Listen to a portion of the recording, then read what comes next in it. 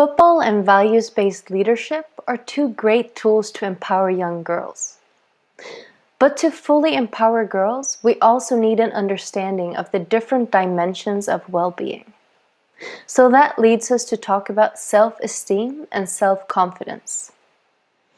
These concepts are often spoken about as if they were the same thing, whereas they are two very different aspects of our well-being that both play important roles for our personal development and empowerment. Self-esteem can be described as the basic attitude that we have about ourselves, what we think about ourselves. It encompasses how happy, proud, and accepting we are towards ourselves. A sign of high self-esteem is to feel that I am lovable, valuable, important, good enough, and unique. Having high self-confidence, on the other hand, is about having great faith in your own ability to perform.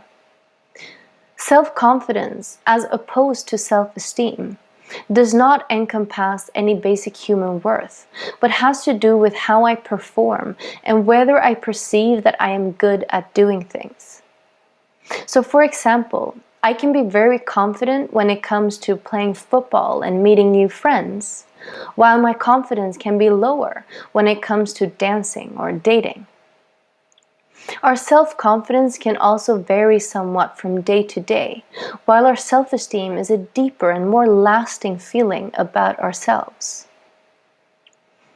Having high self-esteem is important for several reasons. When I have essentially a high self-esteem and a positive attitude toward myself, it is easier for me to handle difficulties and adversity. Let me give you an example. So I'm holding an egg in each hand, where one egg is boiled and the other one is raw, symbolizing two different persons. You can consider the shell as our self-confidence and the egg itself as our self-esteem. So if these people are doing something where they want to perform well, such as a penalty kick, they might have a similar level of self-confidence when it comes to penalty kicks. The shell of both eggs is roughly the same thickness. Both of them go to the penalty spot to take the penalty kick, and both of them miss. When we miss a penalty, our self-confidence can be dented. It is as if I've dropped the egg and the shell breaks. But what happens if I drop both eggs? The raw egg completely breaks and everything pours out, while the shell of the boiled egg cracks, but the inside stays intact. We can compare the boiled egg to a person with high self-esteem. This person understands that a setback doesn't affect their value as a person. Even if you missed a penalty, you know that you're not a failure as a person. You still have a high self-esteem, and you can therefore handle setbacks and distance your performance from your person. For the other person, the raw egg, who doesn't have high self-esteem, it is much harder to handle the setback. The person might think that no one will like me now, and it's my fault if the team loses. Everyone will think I'm terrible, and so on. And the more the person thinks like that about themselves, the worse the setback feels and the harder it is to handle.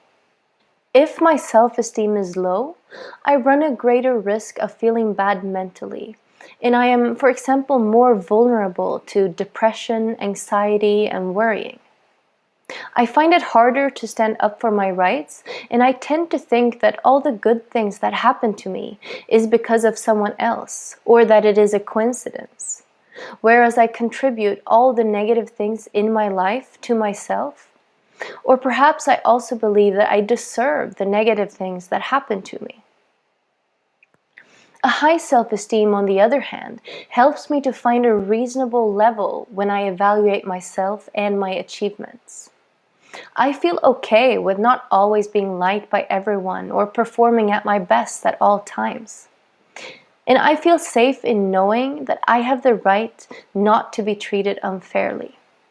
Self-esteem is crucial for our well-being and for us to feel secure in ourselves.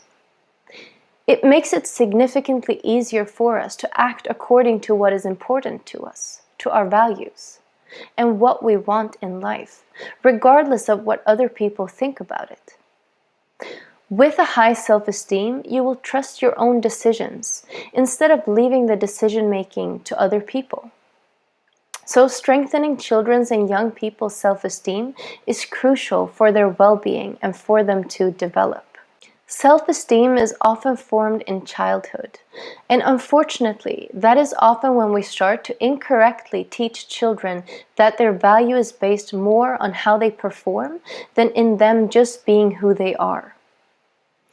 For example, when a young girl gets a good test score in school, we often say something like, "You're great." But what we really mean is, that's great that you made an effort and studied, that you were focused and prepared enough to get a good test result. What we want to praise when the girl gets a good grade is her performance. But instead we tell her that she is good as a person. This will result in her thinking that she is good when she gets a good grade. And consequently, she will think that she's not good when not getting a good grade. She will start to think that she's only important and valuable when she is performing well. This means that she will develop a performance-based self-esteem, where the sense of whether she is good enough or not is based on how she performs and how these achievements are valued by other people. A great deal of football is about performance. Our self-confidence is likely to develop on the football pitch. So what can we as leaders then do to strengthen children's self-esteem at the same time as we develop them as football players? In the following videos, you will get tools on how to see your players, how to focus on things that matter, and how to lead as a role model in order to empower your players and build their self-esteem from within.